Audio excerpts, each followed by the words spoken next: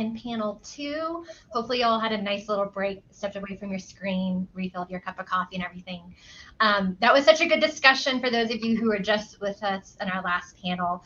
The discussion is just going to keep getting better and keep adding on, pulling on similar threads that we're going to hear about, taking it in a new direction. So I'm really excited for our next conversation right now, where we're definitely going to continue talking about the impacts on science and authority. And it's going to take a lot of far-ranging directions, I'm sure.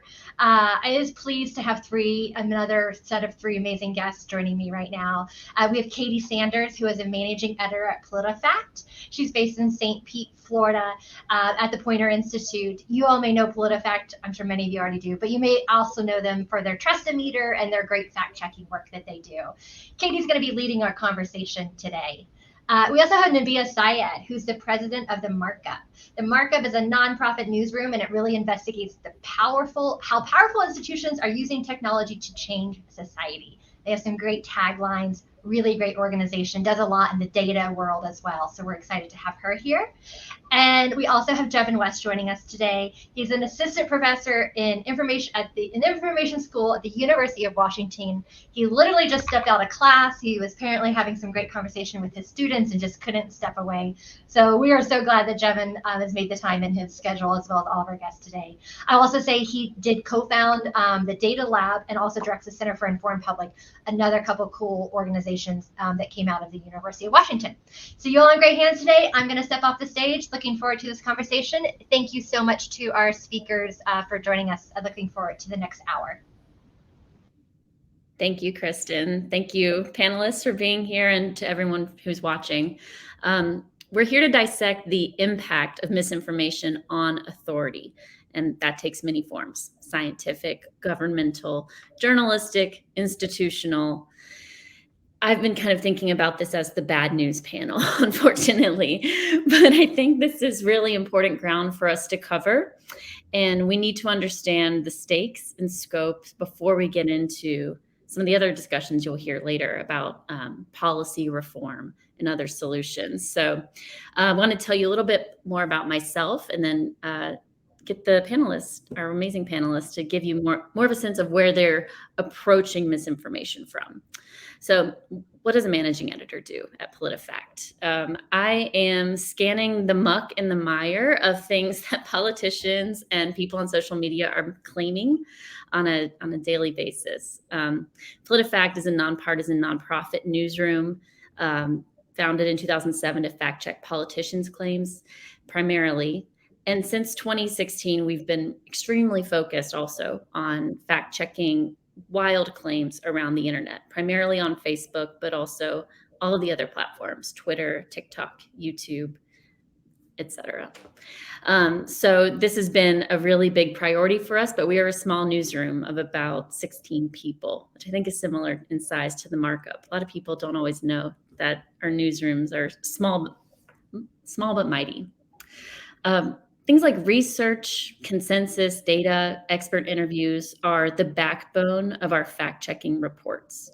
We rate statements on a truth-o-meter. It starts at true and goes all the way down to false and pants on fire, the crowd favorite, for the most ridiculous claims. But we're journalists and not scientists, so we rely on scientific principles and scientists to kind of guide our reports. Since January 2020, we've published more than 930 fact checks of false or misleading claims about COVID-19. It's been wild. I would also say COVID-19 vaccines has been a major topic. This covers outlandish beliefs, like there's microchips in the vaccine. This video proves that the vaccine turned my arm into a magnet, that kind of thing. But we also tackle more nuanced claims that might take a couple days to figure out. Things questioning the efficacy of masks, for example. I think we'll talk about this more, but we take care in our reports to lay out the limits of what's known. And that's a very important, but can also be very frustrating aspect of writing about science as it's happening, as we see with COVID-19 and these variants. Speaking of variants, we've been quick to dismiss conspiracy theories about the Omicron variant. Did you know if you unscramble the words Omicron, you get moronic. People on social media figured this out, and they're saying that, look, y'all, we're just being played. They're just making it up. This proves that COVID is a hoax.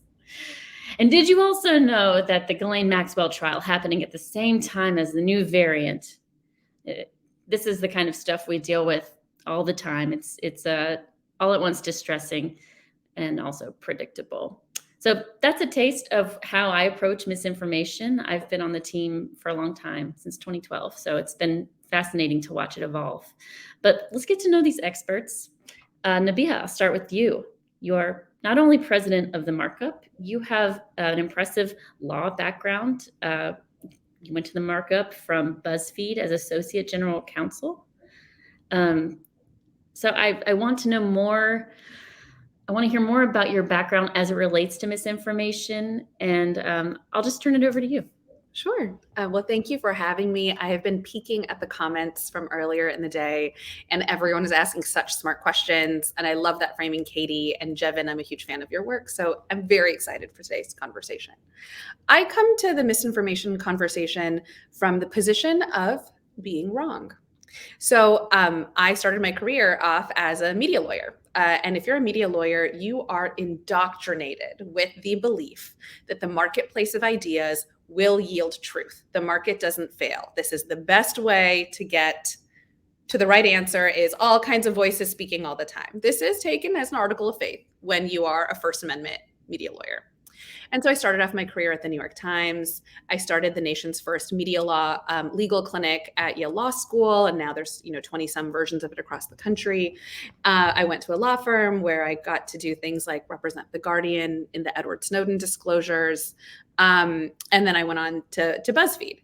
And at BuzzFeed, my very first lawsuit there, I was associate general counsel. I was the first newsroom lawyer, and I was the head of litigation. The very first lawsuit I got was about a story that Craig Silverman, so if folks, read about misinformation, you've seen Craig's name around. Craig Silverman wrote a story called King of Bullshit News. That was, pardon my French, but that's what it was called. And it was 2015. And the article documented this network of misinformation on Facebook, and it was largely low stakes misinformation. It was, and this is a real example, and I had to say it in court, a man with 2 penises runs a marathon in this Chinese city. I mean, just a crazy kind of clickbait nonsense. And it was meant, of course, to generate clicks that generates advertising money that then circulates. But again, it seems harmless. But what Craig did was expose the financial incentive for this kind of misinformation. And we published that story and immediately got sued by the purveyor of this network of news. And I wove through the court system, realizing just how hard it is from a lawyer's perspective to prove that we did everything we needed to do to show that this was accurate, right? Like, we wrote an accurate story about inaccurate things. We ultimately won, but it really opened my eyes to the ways in which the idea of the marketplace of ideas wasn't exactly mapping perfectly on how social media as the new marketplace, right, works. Again, and social media is fascinating because not everyone is on social media, right? Not everyone's on Twitter or on Facebook, but things that take off on those platforms end up picked up by talk radio. And talk radio makes its way to local news, and local news makes its way to blogs and then back to talk radio. And so we have this ecosystem of information flow that has a spark on social media, but it goes far beyond that. And in that way, the marketplace isn't working the way that we think it at least does or used to work, right? This is not a dynamic that is exactly the same as what we saw 30 years ago. And so to wrap up, that really sparked this interest that I had of well, we need to understand how the marketplace works. So I wrote an article in the Yale Law Journal in 2016 about how the ways the marketplace is kind of working and kind of not, and how the legal theories we have don't always capture reality. I had the opportunity to brief President Obama on the ways that this was working. And that sort of sparked the interest in how does our information ecosystem actually work? And that is the work that we do every day at The Markup, of measuring misinformation on platforms like Facebook, understanding the structural incentives and ways that frictionless sharing and these sort of new systems are enabling misinformation to flow, and then, understanding that is the first step to building something better. So that's how I got here. That is awesome. Thank you very much. I can't wait to tear in, not aggressively though, to dig in more about what you're doing at the Markup. And I'm glad you mentioned Craig Silverman. That took, much faster than I thought it would, because he's such an incredible force in this field. His work is awesome.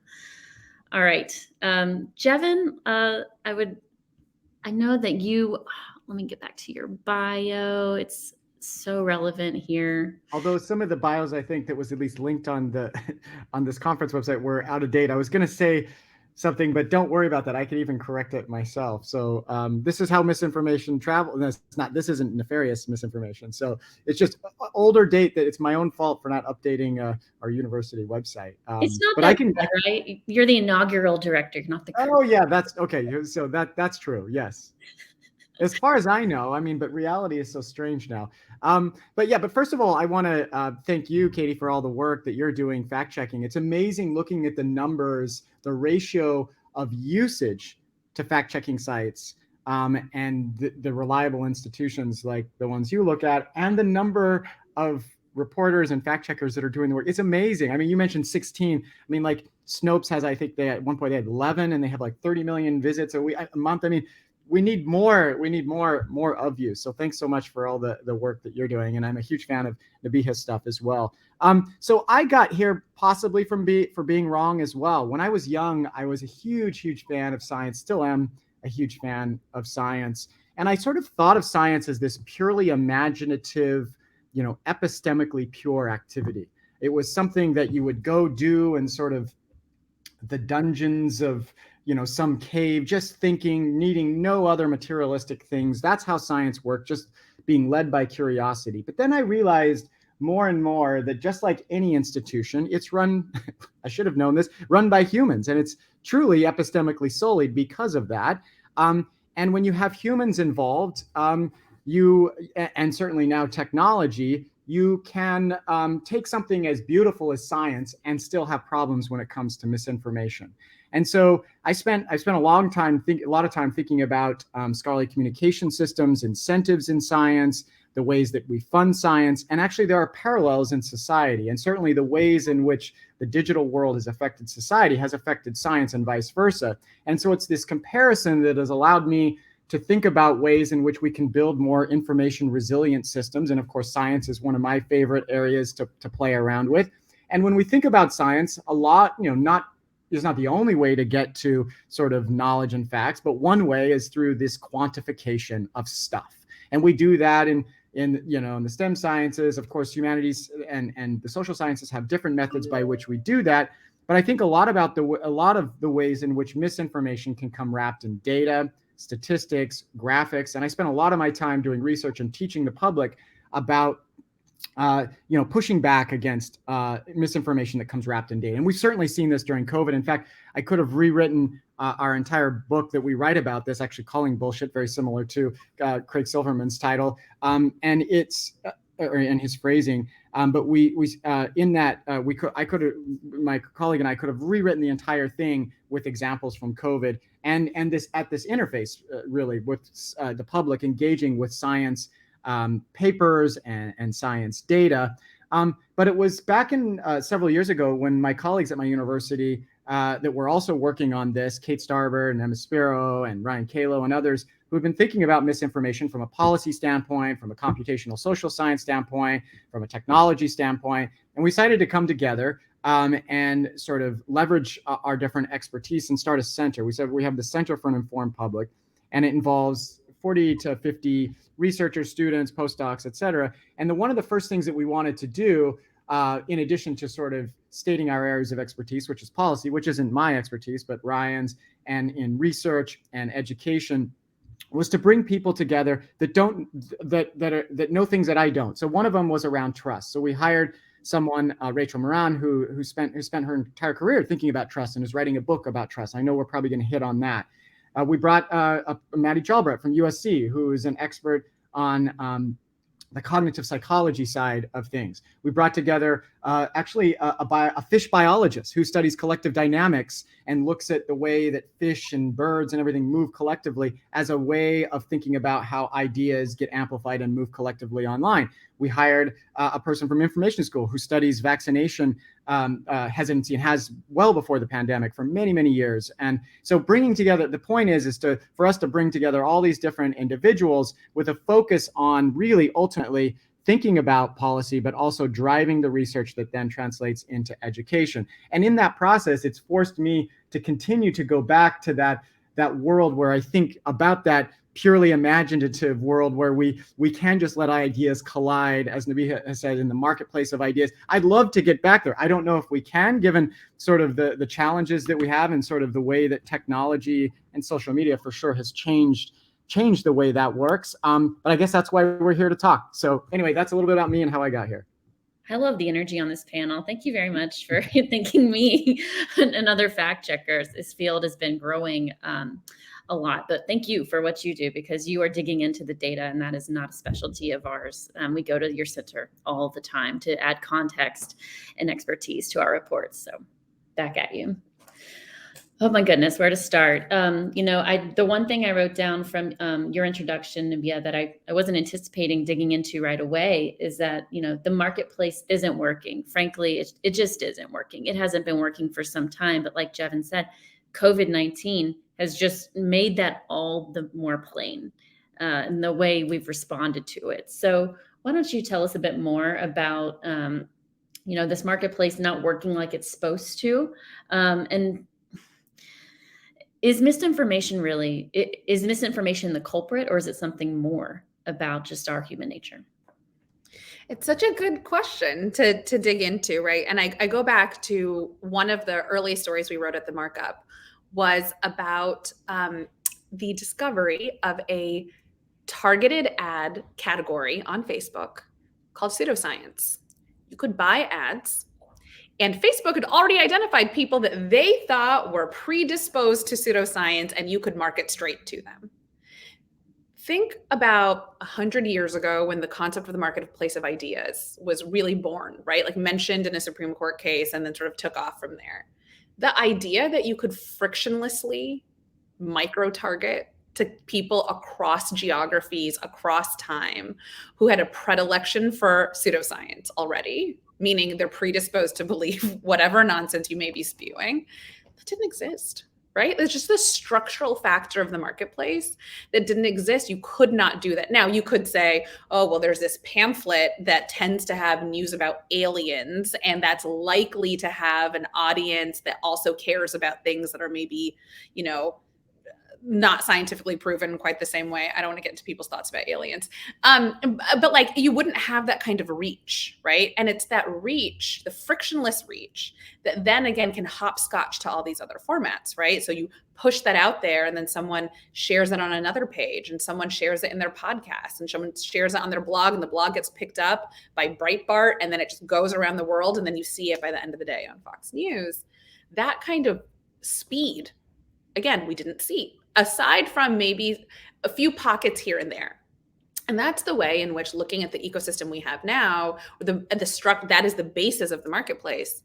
We just haven't seen anything like this before. And so the legal theories around saying, oh, well, we really can't do anything about this, we just have to let this flow, really feel like they're not rooted in reality. And there's one observation I sort of keep coming back to, which is when we talk about, freedom of expression, freedom of speech, freedom of the circulation of ideas, we don't really make distinctions between information, knowledge, and expertise. And those are different things, right? Information is not expertise, right? Like, what if someone buys a white coat on Amazon and puts it on, their white coat does not mean the same thing as a doctor's white coat, right? Just adding doctor to your name does not mean the same thing as a person who's decided to go get their PhD. But the context that's stripped out in this information ecosystem, right? Where a post looks like it could be from a real news source, or it looks like it could be a real journal, the removal of that context means that we lose the cues we rely on to determine whether something is expertise based on years of doing work or time or experience, knowledge that was cultivated over a long period of time, or like an information tidbit that a person at the Dunkin' Donuts happened to tell you earlier that day, and we don't have that context. And so when I think a lot about interventions, or I think about improving the marketplace, I think about how a lot of misinformation is maybe rooted in the inability to distinguish between those categories, and how can we reintroduce those in? What is that? How can we introduce friction so things move, with a deliberate pace, not as fast as they do now? And what can we do to reintroduce these concepts and delineations and information categories? I love that you use that word again, friction and frictionless sharing, because I think that even though the marketplace isn't working, you have seen it change with more platforms introducing methods of friction. So the program I know well is the Facebook fact-checking program that will put a screen overlay on content if it's been marked false or partly false, to discourage users from viewing the content and from sharing it. I'm here to tell you there are a lot of users who are very vocal and do not like this work because their content is what's being marked because it's false. But I think that I have been thinking a lot more about, as we introduce friction, people see that as a First Amendment infringement, and you are a First Amendment lawyer. And I've also heard you talk about, for so long we've prioritized the free speech rights of the speakers, but what about the listener, the viewer? What about them? Like you said, they're getting information but not expertise, and they're being exploited. There's so many ethical trade-offs to consider as you introduce friction. Absolutely. And I guess I've heard the argument before. People are like, well, introducing friction violates our First Amendment rights. And I want to say, when we go back to the text of the First Amendment, Congress shall make no law. What there says you can't introduce friction. There has been friction, right? Like it's not, I can understand perhaps spiritually someone wants to believe that the logical end means no friction. I just don't, I think that that's an aberration. It's a historical aberration. There's always been friction. It's not clear to me that the founders contemplated the internet and platforms that do that. And I just feel like rather than saying, oh, the First Amendment doesn't let us do that, let us back away, we can't touch it, we should maybe root ourselves in two realities. One, the marketplace of ideas is not synonymous with the First Amendment. It is maybe perhaps the most effective meme in the law that's ever been the case, because it was sprouted up in 1919 and people like it because it's a mental framework for something. Need not be the only one. It's literally not in the Constitution. So one, this is a creation, and it may be an extremely useful creation whose limits we accept, right? Like, okay, this is like a high level concept, but this isn't everything about the First Amendment. And the second, right, going to the rights of the listener, is that up until fairly recently, we did have modes of enshrining the rights of the listener through things like the fairness doctrine, right? The idea that broadcast, because spectrum is scarce, we know that TV is important and influential, things over the public airways, broadcasters had a responsibility on controversial topics to air different sides of what was going on. That was the case for decades in our country. And then, of course, we got rid of the fairness doctrine. And, we have talk radio, we have the rise of cable news, we have the rise of the internet. And so we have these dramatic developments in communications technology happening around the same time as we're getting rid of the fairness doctrine, which is, I think, at its heart, rooted in the idea that the public is receiving information and they don't know if that information is knowledge or expertise or how they should respond to that information for the purpose of democratic decision making.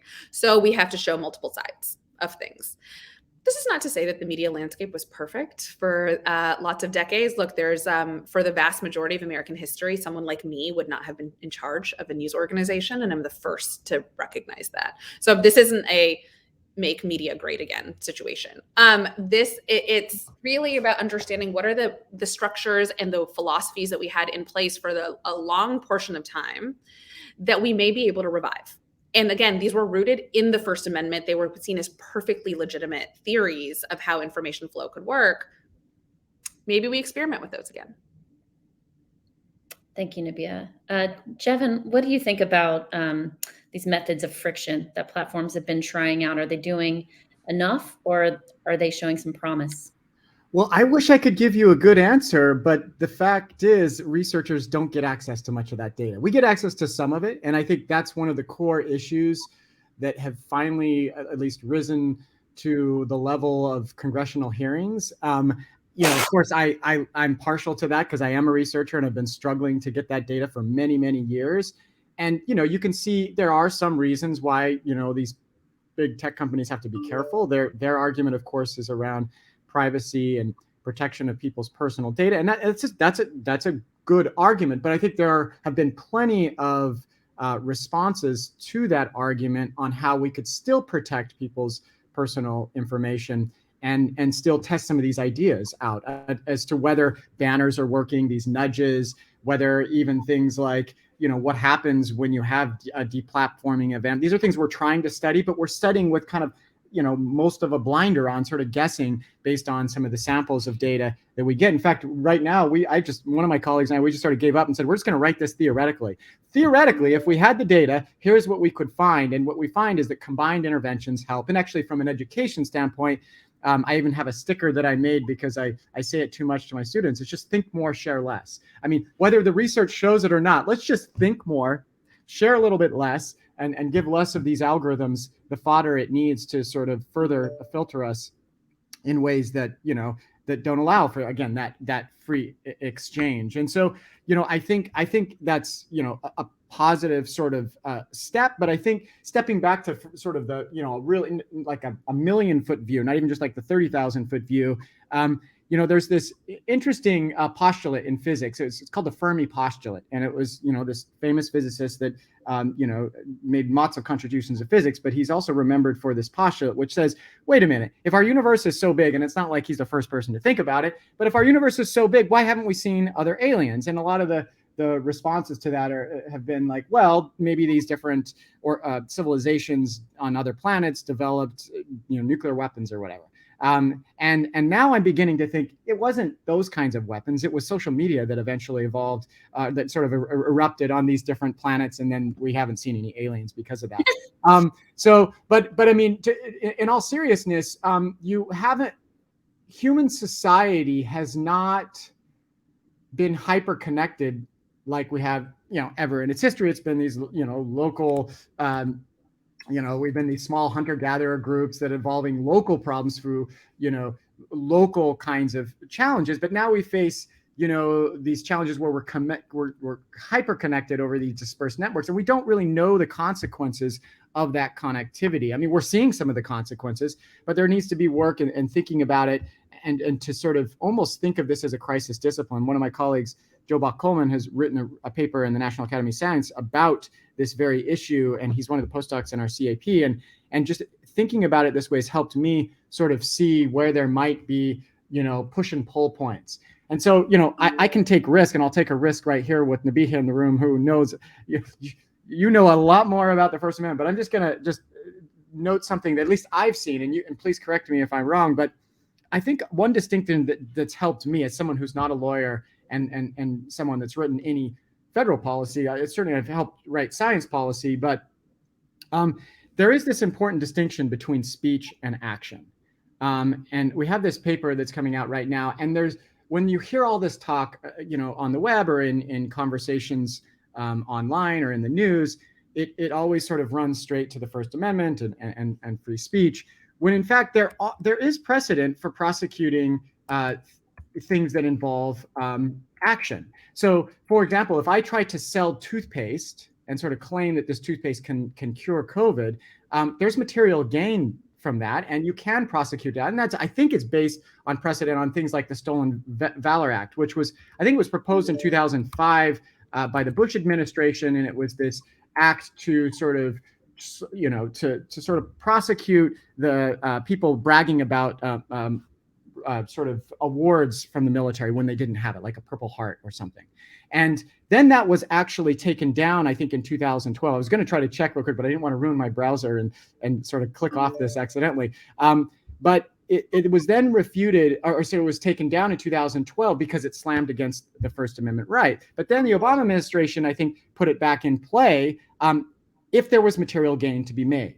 And so it's examples like that. So when people say, well, we can't, there's nothing we can do about free speech when it comes to these social media platforms. Well, maybe there is if material gain is sort of a factor. And that's sort of the distinction between actions and speech. So there are these little levers, at least I'm seeing from outside, having expertise in law, but also levers on the technology platform, which is where I study and look at the ways in which different design interfaces could possibly change behavior or at least slow down. You can even think of circuit breakers. So, when you see something that the fact checkers see, because you see these much earlier than most, maybe there would be, if we could create a stronger interface with the platforms where there could be circuit breakers on things that are clearly false. And if we don't get it out soon enough, it's going to be hard to slow it down anyway.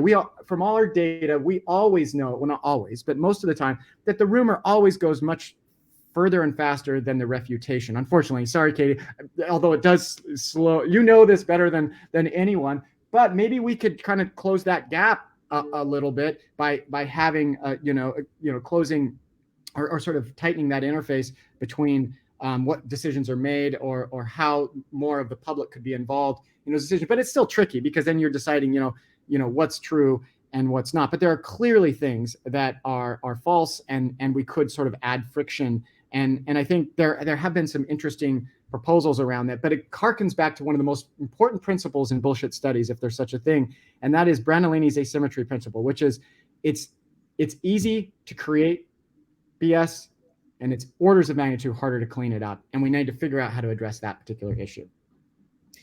I'm the first to say that one of those interventions benefits me all the time, which is the Twitter improvement that I like, which is like, are you sure you won't want to retweet this without reading it first? Like that even gets me. And I am the first to preach, read the article first. But if it's from a source I trust and I like, I'm tempted to do that. But that's just one of many strategies. And to comment on one thing you said, there is a drawback to trying to race as fast as possible to correct the bullshit.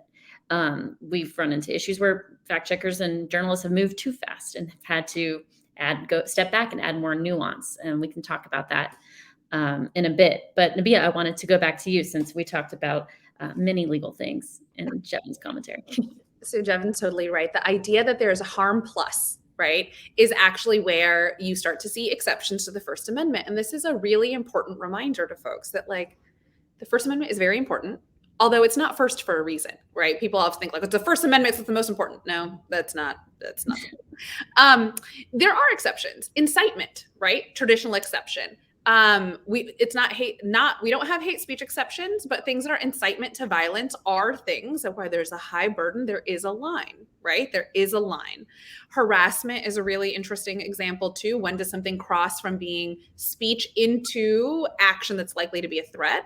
Again, tricky delineations, but important to remember all the time, the delineations are there. And one of the most interesting ones, at least to me, because if you hold a hammer, everything looks like a nail, is defamation is fascinating in this space too, right? And you're starting to see more play in that space. Defamation, harming someone's reputation, right? So it's not just saying something false about a reputation, but something that causes harm from the falsehood.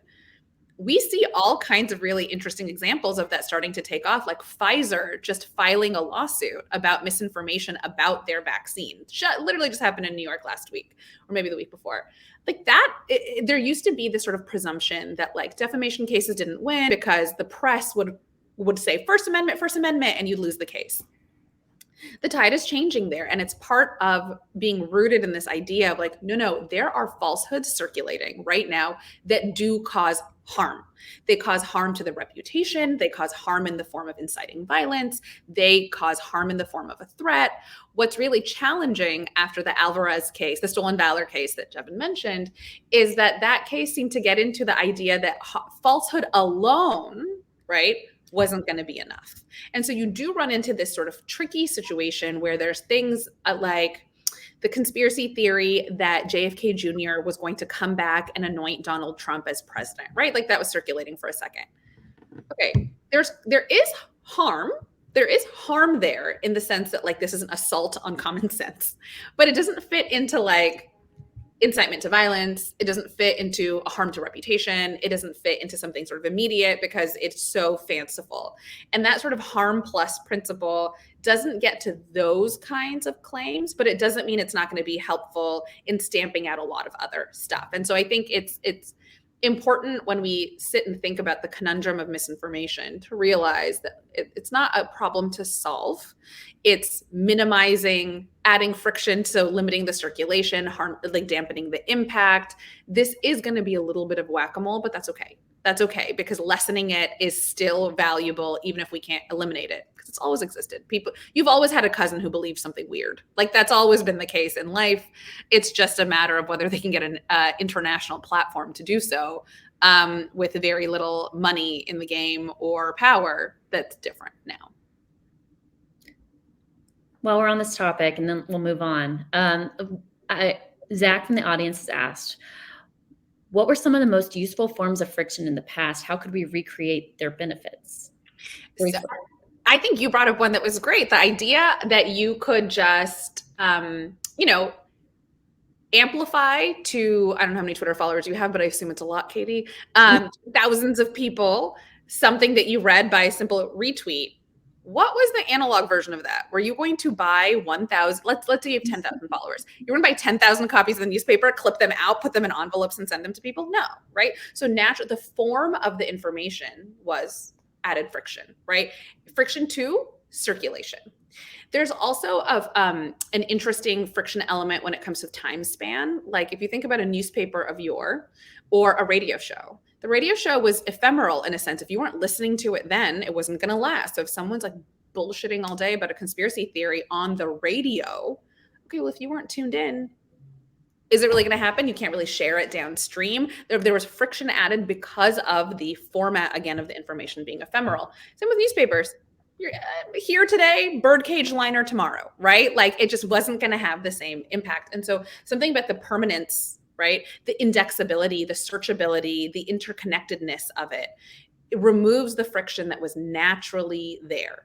That is the piece, going back to something that Jevin said in his very opening remarks. I don't know how we how do we recreate the information format change? That seems hard. So it's not really a going back as much as it is, okay, can we add, cues like they have on Twitter to be like, you sure you want to share it? Right? That's an ability to add back in friction into that moment. Can we say, not everyone, maybe we remove categories like the pseudoscience ad category in Facebook, right? Which they did once we published that article.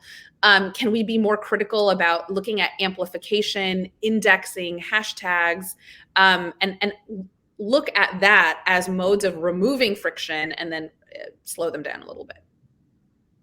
Those are great.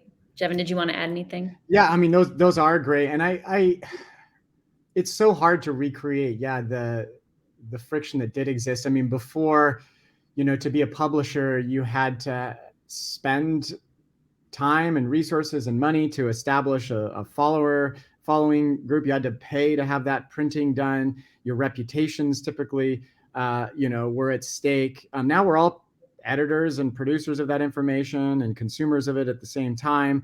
We're our own editors, really. And so, it is hard to go back to that. But I think even just offering simple options, if not requirements at certain times, maybe just options at this point, would be just having chronological order of posts of those kinds of things. Because at least then there's a lot of material that sort of you don't get to see all the time and not being amplified by whatever the algorithm thinks is going to grab your attention. I know that seems simple, and a lot of people and policymakers and researchers have been talking about it for a long time, but it now, again, finally is being talked about in congressional hearings. So I think things like that, I think there are some design opportunities, as Nabiha has mentioned, that you could, you could say, on things that you think might be going viral. And there's plenty of, there's enough data to be able to at least know what some of the tropes and memes that keep coming back again and again. That's one thing I should mention here, is that, that people think that you can't do any sort of predictive work in this space. And I think you can, because the same things a lot of times come back again and again. So you're going to see the swimming shark almost every hurricane you're ever going to see. There's always going to be the swimming shark in the streets. And that image comes up all the time. And we see these things when we track these things from one crisis event to the next. And so if we can look out for those, then maybe the platforms can give a little bit of that, add a little friction to those things that we already know is coming. Now, there are things that we don't anticipate and things that are new, and those that's not so easy. But also I should mention too that there's another important distinction, and that is between just disinformation and misinformation. If everything that we were doing was just debunking individual news stories, or news stories about science or insights or just society news more generally, you could, some people think, oh, you could throw AI. I'm skeptical, even though I teach in that. I mean, you could hire more fact checkers like you, Katie, but we still would need a million more.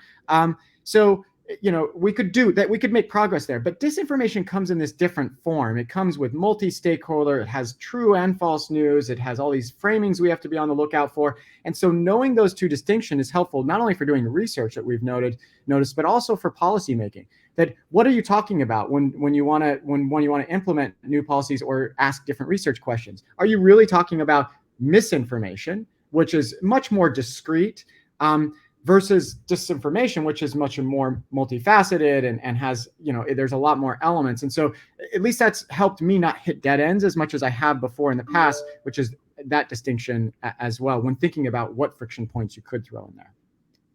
Yeah, I think people are overusing misinformation as kind of a catch-all for really just, sometimes they use it to just refer to news they don't like, or news that had more of a partisan tint to it, but wasn't wholly made up with the intention to deceive.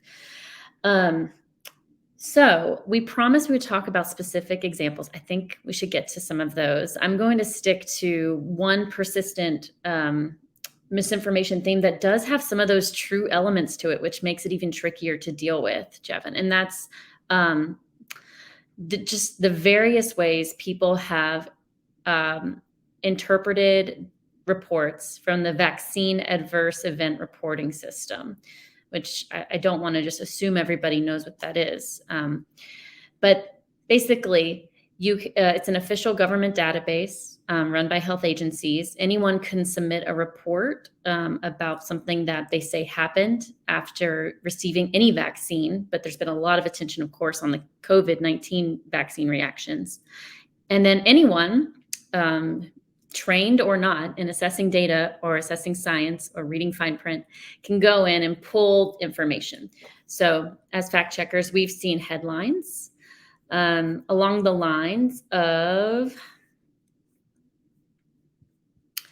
number of women to lose their unborn child after having the COVID vaccine increases by 366% in 6 weeks. That's specific, so it must be true.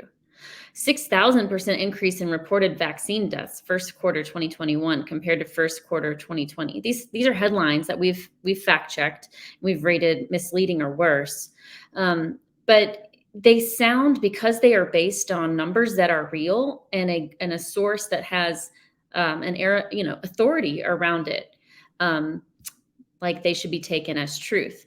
But I think people who are familiar with VAERS know that as useful as it can be for spotting real trends in real reactions, it's also been just routinely abused by anti-vaccine activists to play up concerns that are making people hesitant to getting vaccines. So this is something we've seen again and again through all kinds of maladies. And Jevin, I wanted to ask you, these claims seem true to people who aren't reading the fine print. And the fine print is that, this does not mean the vaccine caused this event. Anything could have happened. But people don't read that. And the people who are producing these news stories are counting on that. They know they're going to be in the clear. And they're using these numbers to make it look all the more convincing. And so that's why I thought about you for this question, because you talk about calling BS on numbers that seem authoritative and legitimate. Sorry, my son just walked in. I was just telling, this happens all the time. Yes, you hit, I mean, this was a perfect, I mean, it could have been better seated for me, because numbers carry this authority. They seem replicable. They seem like they come from science. I almost think like they come straight from nature.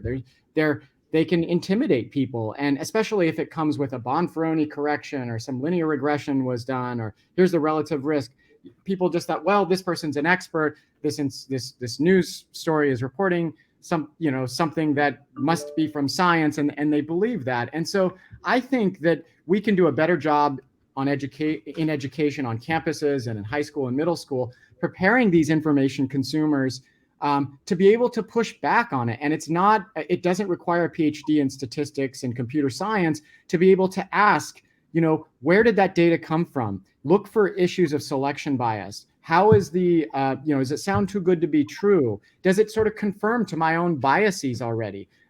Does it sort of tap into my emotions? If it taps into my emotions, I should pause even more. And so these are things that we just need to do a better job in education. Again, that's the long play. But at least in the short term, we do depend a lot on journalists and science journalists and fact checkers. And we need to invest more in that, and need to invest more in local journalism. If I had one magic wand, well, if I had two, I'd invest in more fact checkers, but also I would also invest in just local journalism, which could be fact checkers. I think that loss of local journalism is making it more difficult to interpret things that are intimidating, like data and statistics. So if that's a place, I mean, this is you got me excited on this one, Katie, because that one I could talk about for a long time. But yes, those kinds of things can be intimidating, and we've seen them throughout COVID. I have hundreds and hundreds of examples, and we try to use them for illustrative purposes. But a lot of those hit the same kinds of themes, just like the memes and the tropes too, when it comes to conspiracy theories. I just want to plus one that I really think that the future of media literacy is numeracy. Right? Like, we actually just need people to understand that numbers are not magical, and they are just as much as you could push against a statement, you need to be able to push against numbers, and modeling what it looks like to do that, right? To accept limitations, to say, wait a minute, what was the sample size there, right? Like, what are we doing here? Is something that it's worth educating the public. And here's where I say this with only love for journalists that I employ and have represented. Across the board, we see problems with science journalism, right? Like, I come from a family of scientists who will read a headline and be like, yeah, that's not exactly how that works. And that is a complaint levied against not only sort of rando online blogs, as it's also against like the New York Times and other major institutions of like, yeah, that's kind of right, but that's not exactly right. And it goes back to this idea of like, that information may be true, but without knowledge, expertise, and context, you're missing the whole picture. And I really think part of the numeracy play is saying you have to understand the context of the numbers for the numbers to make any sense, right? Yes, this could be a study, but also it had its limitations, and we need to be able to surface that quite quickly. And it's part of a little bit of a trouble in format too. There's like format and incentive are both problems here. Format, there's only so much you can shove in a headline. Incentive, headlines are of course designed for people to read further, but the ecosystem we have does not mean that people always read headlines. They scroll past headlines, they listen to a headline, they see the start of the news show, but not the full thing because they're multitasking. They see the alert. Again, so you think about how people consume information, it's not always in a whole newspaper article that they're reading top to bottom. And I think we need, as journalists, need to reckon with that reality that like, not everyone is reading everything that you write. So your responsibility of what is in the head and the deck and the tweet and the social and the graphic is going to be as important as what you write as a disclaimer at the bottom of the story. And that's an industry issue. Writers do not want to hear it, but we preach that all the time. Your social language is key. I am so depressed that we only have 10 minutes left and so much left to cover. So I did want to say, I'm glad you brought up media literacy, because it's one thing to get into the rabbit hole with people and go see the data yourself, but you almost don't have to do that. If you ask people, just keep talking. What is your source for that? That's going to reveal a lot more about where the information is coming from without you even having to be a numbers whiz. But yes, we do need more education around interpreting data, interpreting numbers as well. But let's talk about, I think, the elephant in the room, which is trust. Let's say we do double, triple, just greatly expand the number of fact checkers in the business. I would welcome it. I love it. Money, please. Thank you. What good is it going to do if there is a section of the public that doesn't trust mainstream sources? There's a lot of data behind this, but I think it was the Kaiser Family Foundation, a source we love. We're a partner with Kaiser Health News. People's trusted news sources are correlated with their belief in COVID-19 misinformation. And people who have seen some of these common COVID-19 misinformation tropes, like the infertility claim, that vaccines lead to infertility, which isn't true, these kind of things, these views are common among people whose news sources include not fact-checking, One American News, Newsmax, Fox News. So, Jevin, I love that, but I'm fully aware that that in itself is not a solution. And I'll just kind of connect this with the question from the audience, which is, with some more of these defamation cases being held in the courts, being heard in the courts, is there a risk of the courts being the new arbitrators of truth? Yeah, I mean, to pick up on that question, I think the courts can suffer the same trust deficit that institutions of the press do, right? So it's like, okay, I don't trust the press because of so many reasons. And by the way, there's like bipartisan reasons that various communities don't trust the press. We can look at it through a partisan view if we're thinking about this particular moment, but there's lots of people who do not trust the press. You can equally be like, those judges, they don't know anything about me. They're going after this person I do trust, which is Alex Jones. They're not agreeing with this institution I do trust. And so I almost think it's interesting to understand where is the trust is being relocated, right? So why is the trust relocating to Alex Jones? Why is the trust relocating to OANN? Where is this migration coming from?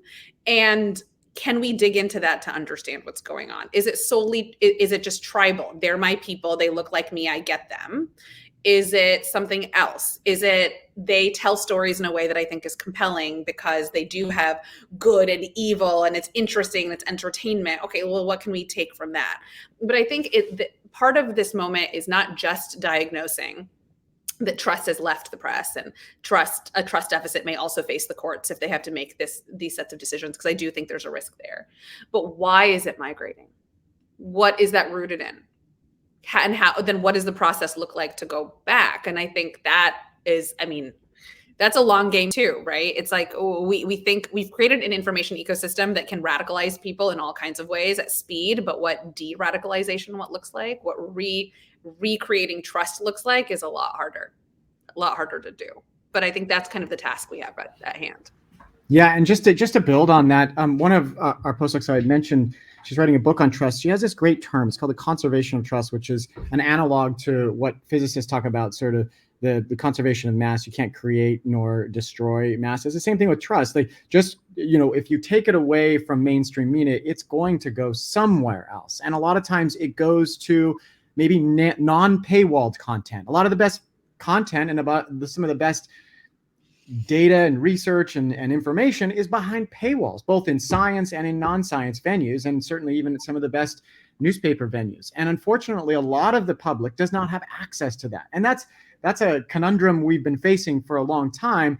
These institutions and these organizations need to make money, although there has been some changes in the way that the science literature can be funded and curated. So, maybe there would be some ways in which we could do similar things, in society. But I think when the best information is behind paywall, that becomes problematic. And then also, I think the question that Nabiha is saying is like exactly what we need to be thinking about. Why are people shifting to these other places? What makes someone like Alex Jones more trustworthy than any other any institution? All the evidence against a person like this, people are willing to put that aside, or either don't know about it. But why? Why are they? And I think that's something we need to be thinking more about.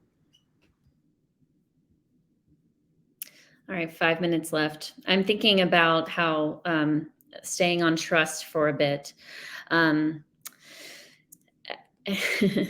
don't know how to take a stab on the why trust is being relocated. I think partisanship is a huge deal. And I think the more you look at different statistics around trust in media, trust in government, even trust in scientists. We heard in an earlier panel from Pew Research Center that overall trust in scientists has gone up, but it's not uniform and it's being more politicized, up with Democrats, down with Republicans, which is kind of predictable when you consider those news sources and the way they've approached COVID-19 denial, downplay consistently. So are there any trusted messengers that we can all get behind? Well, I would like to say that librarians are good. I work a lot with librarians. I think they tend to have pretty high trust, trust measures. Although even that institution, they're struggling because they don't want to be arbiters of truth. They don't like filtering. They don't like censoring books, things like that. But they're struggling. I mean, this is kind of unprecedented for a lot of them that I've talked to in that community. I think scientists do maintain high levels of trust, but as you mentioned, the Pew and other polls that have been running for a long time have shown that science, surprisingly, has been quite resilient, but it is down in certain demographics, on certain in certain political groups, and that is concern. That's very concerning. Even just looking at how Fauci has been politicized as much as he has, really taints that really important image that we do need for science. I mean, science has been able to do some pretty amazing things over the years, and now a lot of that has gone down. So I think journalists have been having a hard time, but not the journalists themselves, but around trust. But that's not unique. I mean, if you look at governments, you look at CEOs, there's a lot of these trust indicator studies have shown that it's not unique to that. It's just there's lower trust in general. And even among like medical professionals now, that's like this is unheard of really in some ways. But yeah, we have to figure out what's going on there. But I will say the goal of a lot of disinformation campaigns, if you look all the way back to the Cold War, has been about just lowering trust in institutions. And that they're doing quite well. If that is at their goal, whether it's intentional or not, it's happening. And I think we need to look out for that. Yeah, I know we just have a couple of minutes left, and this is the juiciest of topics. I am, for whatever reason, for many of my friends who have family members who have decided to go over to the QAnon side or really immerse themselves in a variety of different conspiracy theories, I enjoy being the person that's like, yeah, okay, I'll talk to you. Like, I like talking to you. And it's, because I like to show up in those moments as like, okay, so why do you believe that? I just want to understand, help me understand what's happening there. And so one recent conversation I had with a friend's mom who was saying, oh, I don't trust any of these doctors. They don't know anything. And I was like, oh, why do you think that doctors don't know anything? I'm just curious. Talking, you find out that she was misdiagnosed by something, or for something that she had. And it's like you start to excavate these moments in which systems have failed people. And there's many examples in which systems have failed people. And there's no other arena that recognizes that a system has failed them, right? And it's like, if you feel wronged, and the only person who's like, yeah, you were wronged, also happens to be a peddler of straight nonsense, you have this predilection for believing them, right? And I wonder what that means for how we frame even our news coverage, or how we talk in a society about institutions are not perfect. You don't trust them because they're perfect. You don't trust them because they get it right every time. You trust them because they're committed to a process. They're committed to expertise. It doesn't mean they're perfect, but they know a little bit more than the guy at the Dunkin' Donuts. Okay. They know a little bit more than your one Google search. And so it's not about perfect, not perfect. You get my trust and you lost it and it's over. But something a little bit more nuanced, but that requires humility on behalf of the institutions too. And that's where transparency around process, transparency of how we know things, I think is a really important way forward, because that's how we're going to at least try to rebuild trust again. We talk about humility a lot among our team, and how we need to be approaching these unknowns with less of a certain tone, like we're the fact checkers, we know, and just lay out for people, we don't know this, it's going to take time. But time and time again through this pandemic, we've seen that people have a really hard time sitting with uncertainty. I saw a journalist on Twitter kind of equate it with like waiting around for election returns on election night. It kills you because you want answers right now. But really the best thing is to get offline and just wait for some clarity. My last question to you guys, it's gonna be a two-parter, is how can people sit with uncertainty? How do you learn that? And then the second thing is, do you have any resources, quick resources for how to help, whether it's with media literacy or just all in all living a more hopeful life around this kind of thing? Sure, I can jump in. So yeah, we have just coming to our center, we have a resource page that we're adding, and it's not just stuff we've built. There's games, education resources. We point to other resources at cip.uw.edu, just Center for an Informed Public, University of Washington. We have a whole bunch of resources there. I would just say go there, and we can point you to other places. So that's a quick answer there. And uncertainty is hard, and I think it's in these uncertainty vacuums where most of these conspiracy theories succeed and thrive. And I think figuring out how to make people more comfortable. There are some people that are just built to be comfortable. Scientists, they talk in uncertain terms because that's how they're just sort of built, or they're sort of trained in that way. And I think if we can do that, more in the public and our education systems, but it's not easy.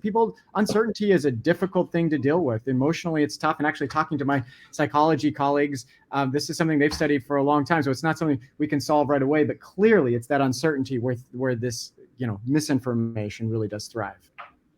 Thank you. And probably more bumper stickers that say think more, share less as well. Go ahead, Nabiha.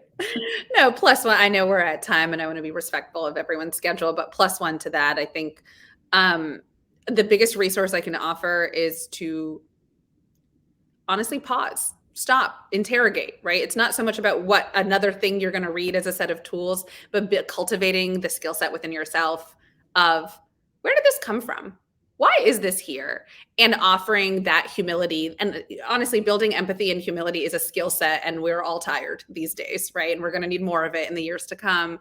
Offering that to people in your community as well, even if they have gone down the rabbit hole of a particular set of beliefs that are factually unsupported, there's some emotional substrate for why that's happening, right? And you gotta cultivate the tool of humility and inquiry to get to that. And I think that is going to help just as much as any quick tool around, what do you do about misinformation? Fabulous. All right. I hate to do it, but I'm going to call it a chat. This was a fantastic high energy panel. Thank you all so much for great questions and great comments. Thank you. Yes, thanks so much. Thanks so much for having us. Yeah, thank you all. What amazing. I mean, I've got a long list of bumper stickers we're just going to create after this meeting for sure. You all have Katie, same with me. I've got a ton of notes.